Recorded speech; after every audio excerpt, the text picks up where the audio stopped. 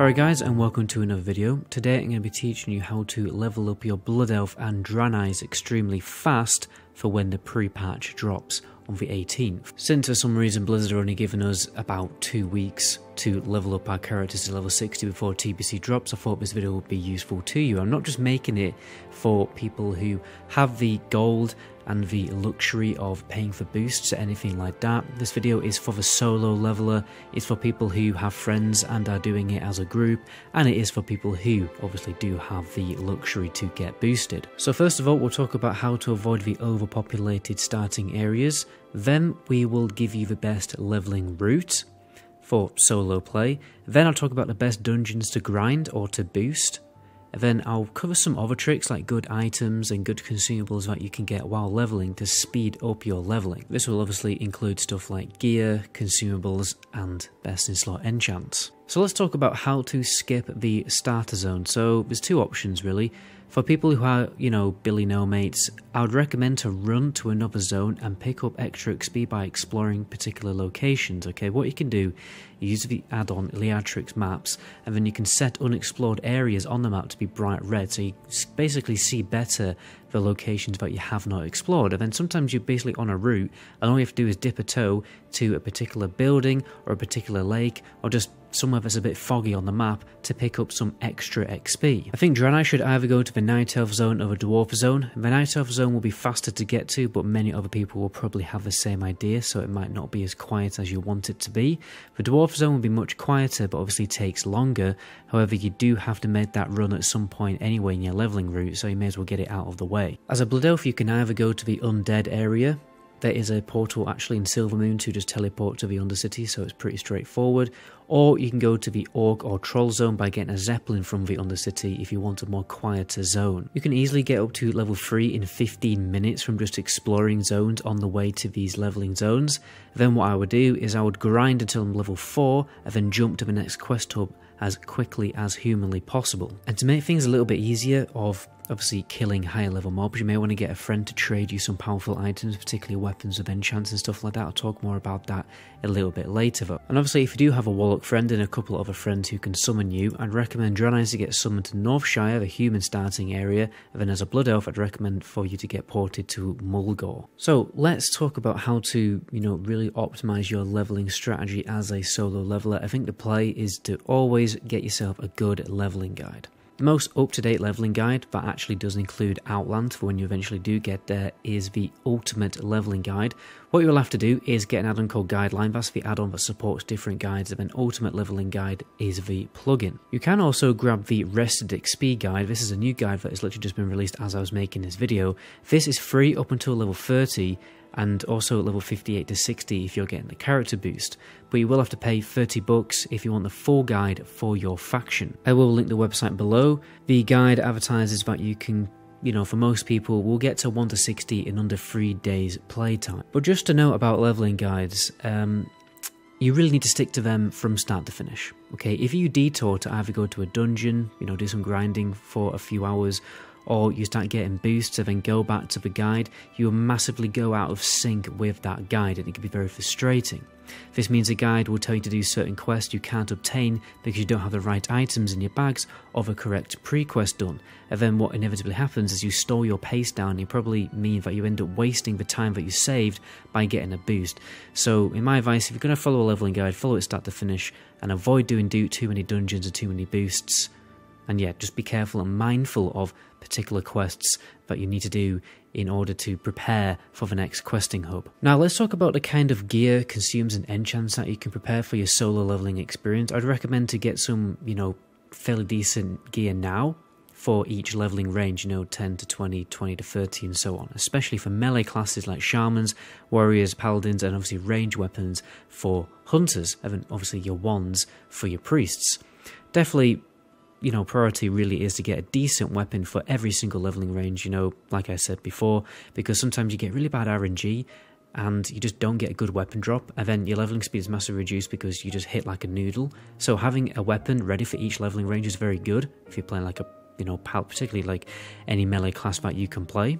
You also won't have to rely on the RNG of a certain dungeon drop, and then you also won't have to go on a massive detour to do a particular quest that provides a good weapon. And then obviously you can take this a level further by basically doing that with every single possible gear piece, but that obviously costs you a little bit more gold. So, you know, your head, shoulder, chest gear is probably the priority, because those, you know, I would prioritize the gear pieces that provide the most stats, so head, chest, shoulder, legs for each leveling range, and then the rest you can probably just wing it.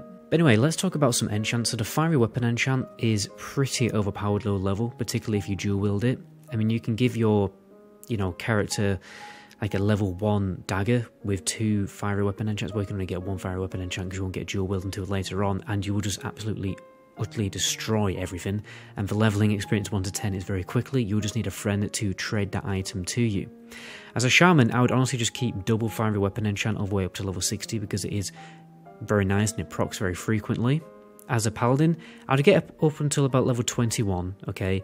And then when you unlock Seal of Command, I would prioritize going for Weapon Impact enchant, you know, the biggest one that provides 7+ damage, and then stacking that with the Sharpening Stones or the Weight Stone items, because that will increase the damage of your Seal of Command procs and your Crusader Strike. Obviously guys, this is pretty try hard, like I'm not expecting everyone to be able to afford this, but if you can afford it, this is obviously the play for you to go for. You can essentially pre-enchant weapons for every level range, like we talked about before, and then just send them to your character, keep them in the mailbox, and he can go to the mailbox when he is that level, equip a new improved weapon, and, you know, carry on Bob's your uncle. That would be the kind of thing that I would do. You will save time obviously by pre-enchanting the items now. And you can even take enchants even further, like you can get your chest enchants for 100 strength or +4 stats if you are extremely rich, and then you got your 9 stamina or 9 intellect on braces, and then your 15+ agility on your gloves. And then you can also, you know, take a cheaper option and just put armor kits on all of these items instead. Let's quickly talk about speed enchants too. So you can get your minus speed increase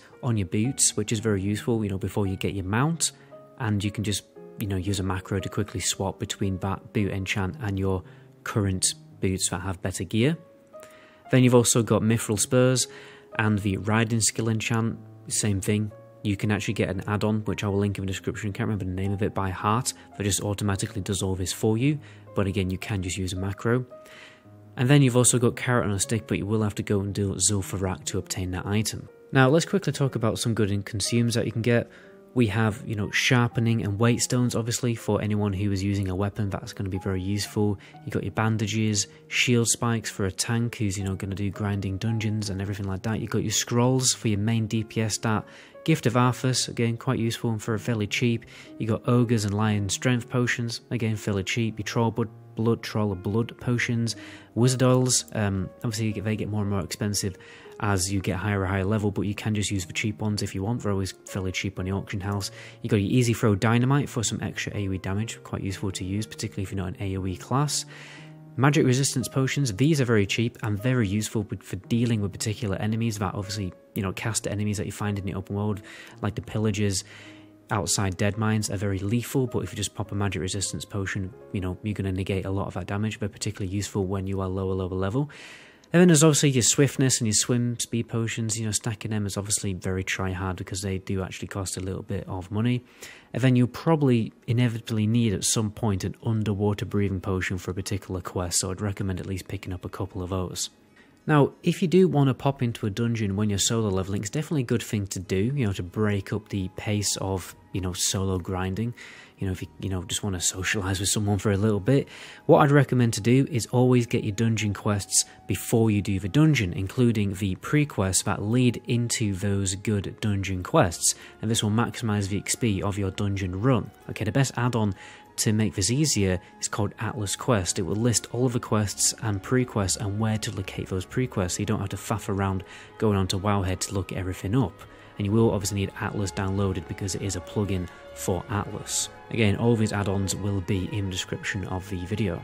But now let's talk about some group dungeon grinding. Now obviously many people at the Launcher Classic were doing a lot of dungeon grinding because it was more efficient, but there are certain parameters that are required to make dungeon grinding faster as either solo or group questing, because you need to be killing those mobs very efficiently in order for it to actually work. So ideally, you want to be in a group together with all your friends on Discord so you can coordinate over voice to make things well, much easier to increase your survivability, and if you can confidently pull about 2 mod packs at once for every pull, the XP per hour will probably start to take over solo questing. But I think that's going to be very hard if you're in a group of 5 shamans. Personally, I think you at least need 1 protection paladin, a shaman leveler, or any other race, to be honest, that can, you know, have the decent power to hold some AoE aggro. And then, obviously, if you want to take it a little bit further, you want some mages possibly in that group to make dungeon XP grinding, you know, even more efficient. Remember that quest XP is boosted by roughly 30% in TBC, basically dropping in a pre-patch. Plus there are many extra quests that are added to all the quest hubs, which means questing is very, very good in a pre-patch. So in order to make dungeon XP farming better than solo or group questing, you will, I'm not going to lie, you probably need quite a sweaty setup with at least 2 mages and a prop paladin or warrior, or something on those lines like stacking mages and a healer, but obviously most people are going to be leveling shamans. So it's just something to bear in mind. If you're a group of buddies all playing shaman, then I would probably go and do questing instead as a group. For the Horde, however, I don't think you'll have the same kind of issue, because stacking 5 paladins in a dungeon group isn't such a bad play because of consecration becoming a spell available to every single paladin instead of just being a wholly specific talent. So I imagine a play would be to stack 1 paladin with a, you know, prop paladin with a skull flame shield or some kind of similar shield, and then 3 rep paladins with Ravager, Fiery Blaze enchant, and then a holy paladin. That could actually be quite efficient. And if you are determined to do insane dungeon grinding, then I'll recommend the best dungeons for you to do, and you know, at what level that you should do them. So for the Alliance, you can do dead mines until you unlock stockades, but personally I would just do solo or group questing until about level 23 and start doing stockades. Then at 28 I'll do Nomeron, and then at 32 I would do Scarlet Monastery, so library and graveyard, and then obviously you move higher and up to armory and cathedral. Then we level 44, you want to start doing Zul'Farrak, you know, picking up the graveyards, everything like that.